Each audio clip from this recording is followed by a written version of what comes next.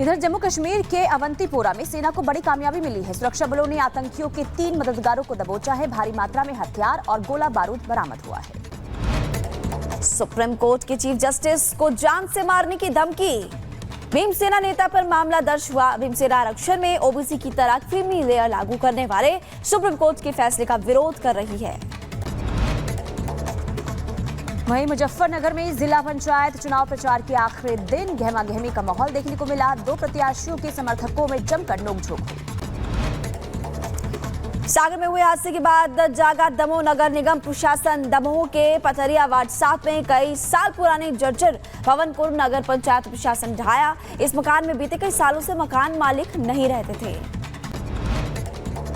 इधर अलीगढ़ मुस्लिम यूनिवर्सिटी में इस्लाम पढ़ाए जाने वाले बीजेपी के एमएलसी डॉक्टर मानवेंद्र प्रताप सिंह ने आपत्ति जताई है। पीएम मोदी और शिक्षा मंत्री को चिट्ठी लिखी गई है और कहा कि धर्म के इतिहास को पढ़ाया जाना दुर्भाग्यपूर्ण है।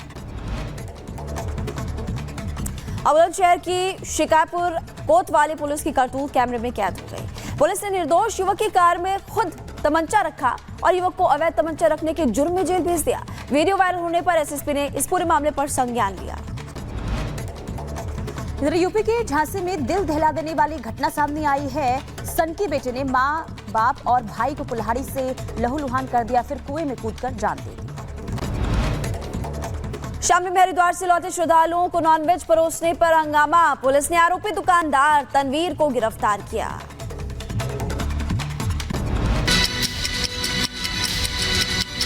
सामने आ रही है वो परेशान भी करती है। लेकिन बड़ी खबर आपको बता दें कि खबर ये मिल रही है कि वर्तमान संसद को भंग करने की घोषणा कर दी गई है। राष्ट्रपति ने ये घोषणा की है और आपको बता दें कि इसी साल ये सरकार जो है यानी कि जनवरी महीने में चुनी गई थी, लेकिन जिस तरीके से वहां पर हाहाकार मचा हुआ है, बगावत की जो तस्वीर निकलकर सामने आ रही है। कल आपको बता दें कि प्रधानमंत्री शेख हसीना ने इस्तीफा दिया था और अब वो भारत में मौजूद हैं, लेकिन इस बीच आपको बता दें कि राष्ट्रपति की तरफ से घोषणा की गई है कि संसद को भंग किया जाए, यानी कि नई सिरे से सरकार चुनी जाएगी। लेकिन इस वक्त आपको बता दें कि सेना के हाथ में जो है बांग्लादेश की कमान रहने वाली है। वर्तमान संसद भंग करने की घोषणा राष्ट्रपति ने कर दी है। तो ये बड़ी खबर सामने आ रही है। लगातार वहां से जो तस्वीरें सामने आ रही है, इसके बाद टेंशन देखिए कहीं ना कहीं भारत में भी, इसलिए क्योंकि भारी तादाद में जो भारतीय हैं बांग्लादेश में।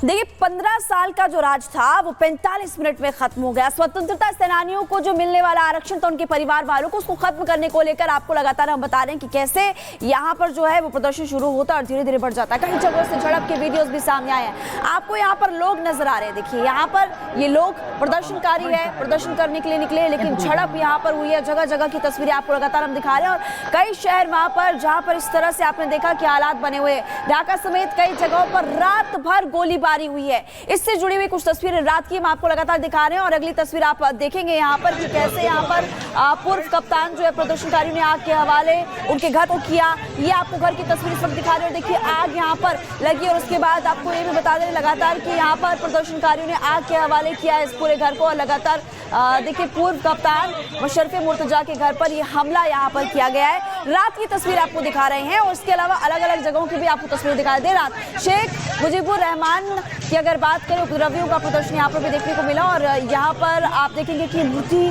को किस तरह से ढहा दिया गया। देर रात शेख मुजीबुर रहमान की मूर्ति को ढाया गया। ये ढाका से तस्वीरें आपको दिखा रहे हैं और इस तरह से आप देख सकते हैं कि शेख हसीना भले ही देश छोड़ चुके हैं, इस्तीफा दे चुके हैं, लेकिन उसके बाद भी इस मुल्क में अमन चैन की तस्वीरें सामने नहीं आ रही। और देखिए दंगाइयों द्वारा लूटी गई है नकदी जो वो भी बरामद की गई। देखिए आपको यहाँ पर नजर आएगा इन तस्वीरों में। ये प्रदर्शनकारी धीरे धीरे आप देखेंगे कि उग्र होते जा रहे हैं। हालांकि वहां पर सेना लगातार काबू करने की कोशिश करते हुए नजर आ रही है, लेकिन फिलहाल सेना को भी सफलता नहीं मिल रही है और दंगाइयों ने जो नकदी बरामद की थी, जो लूटी हुई थी, उसको भी बरामद यहाँ पर सेना ने किया। ये तस्वीरें भी आपको लगातार हम दिखा रहे हैं। तो 2 महीने पहले आरक्षण के खिलाफ जो आंदोलन शुरू हुआ था, किसी को ये समझ भी नहीं हुआ होगा कि इतने दिनों के बाद भी जो ये आंदोलन है ये इतना उग्र हो सकता है कि तख्ता पलट भी बांग्लादेश में हो जाएगा। आपको बता दें कि शेख हसीना ने प्रधानमंत्री के पद से इस्तीफा तो दे दिया है, लेकिन इसके बावजूद भी वहां पर जो हिंसा है वो कम होने का नाम नहीं ले रहा है। देर रात तक जो प्रदर्शनकारी है वहां पर हंगामा करते रहे, विरोध जताते रहे और इस हंगामे के दौरान जो है करोड़ों का नुकसान वहां पर हुआ है। बांग्लादेश में इस वक्त क्या हालात बने हुए हैं, रिपोर्ट के जरिए आपको दिखाते हैं।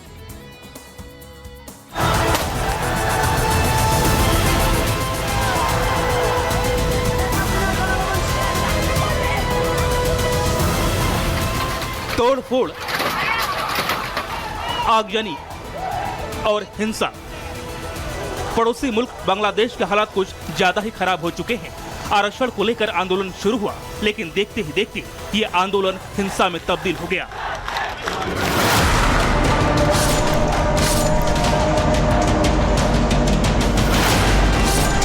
छात्रों के मुद्दे से शुरू हुआ ये आंदोलन राजनीतिक रंग लेने लगा तो पीएम शेख हसीना ने ढाका में कर्फ्यू लगा दिया। हिंसा को काबू में करने के लिए सेना को जिम्मेदारी सौंप दी, लेकिन बांग्लादेश में विरोध रुकने के बजाय और उग्र हो गया।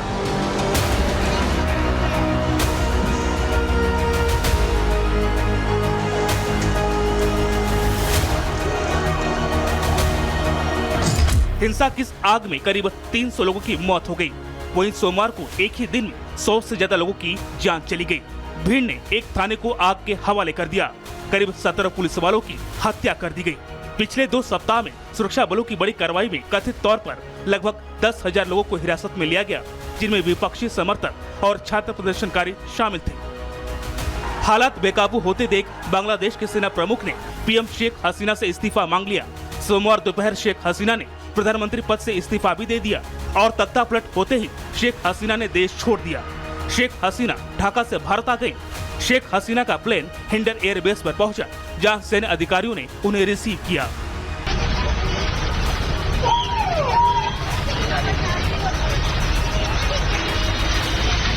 करीब 2 साल बाद श्रीलंका जैसी ही तस्वीर बांग्लादेश में भी देखने को मिली।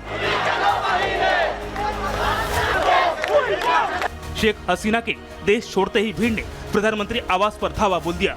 उपद्रवी पीएम आवास के बिस्तर पर लेट गए। किचन में घुसकर खाना खाकर जश्न मनाने लगे।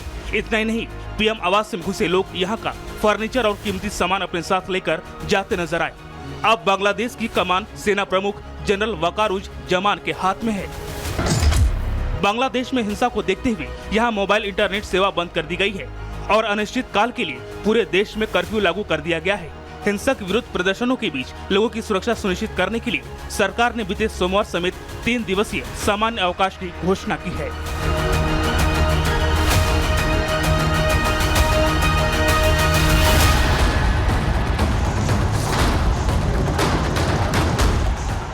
उपद्रवियों के सिर पर जुनून सवार है। ये भीड़ शेख हसीना की हर निशानी को मिटाने पर आमादा है। भीड़ ने शेख हसीना के पार्टी ऑफिस को आग के हवाले कर दिया।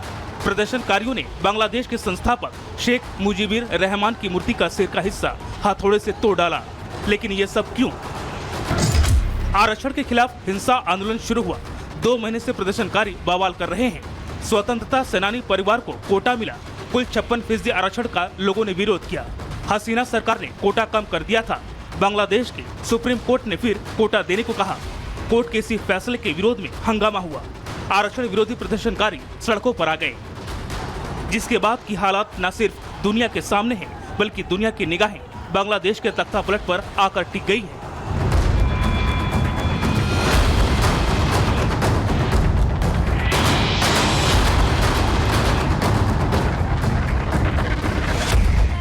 फिलहाल बांग्लादेश अब सेना के हाथ में है।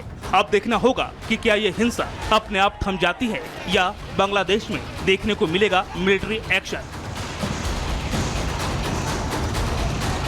Bureau report, Republic Bharat. तो बांग्लादेश में हालात बिल्कुल भी ठीक नहीं है और इसलिए सवाल खड़े होते हैं कि क्या बांग्लादेश का हाल अब बिल्कुल वैसा ही होगा जैसा कि श्रीलंका में हुआ था, या इससे पहले आपने अफगानिस्तान की तस्वीरें देखी थी, वहां पर भी किस तरह से अब अल्पसंख्यकों को परेशान किया जा रहा है, जो कम आबादी में लोग हैं उनको परेशान किया जा रहा है। देखना महत्वपूर्ण होगा क्योंकि अब लगातार वहां पर देखेंगे कि हिंसक प्रदर्शन काफी ज्यादा अब लोगों को परेशान कर रहा है। लेकिन हिंसा के वो 45 मिनट हम आपको बताएंगे जब सेना की तरफ से अल्टीमेटम दिया गया था शेख हसीना को। हिंसक प्रदर्शनकारियों ने प्रधानमंत्री आवास को घेरा था। आपको वो तस्वीरें भी हम इसके बाद जरूर दिखाएंगे। आप देखेंगे कि कैसे यहाँ पर हिंसक प्रदर्शन और ज्यादा उग्र हुआ। पीएम आवास को जब घेरा गया, प्रदर्शनकारियों ने पूरी तरह से पीएम